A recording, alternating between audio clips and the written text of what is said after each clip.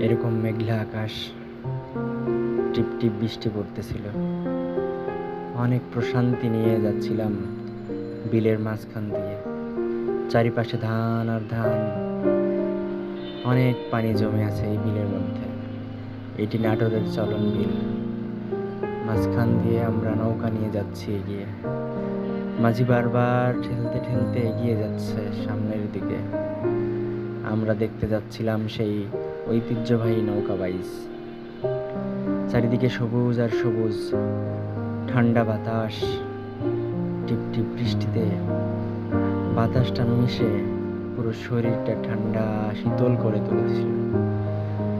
এই ঠান্ডার মধ্যেই ছুটে চলেছিলাম সেই বিলের মধ্যে।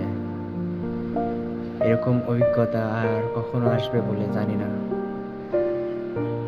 চাইবো বারবার সেখানে ফিরে যাইতে, বারবার সেই ভ্রমণে যাইতে, সেই প্রশান্তিটা বারবার বুকে টেনে নিতে।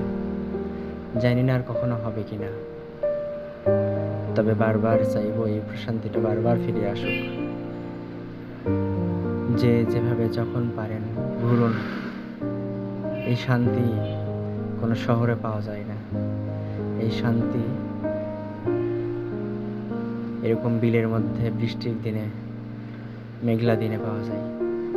ধন্যবাদ সবাইকে।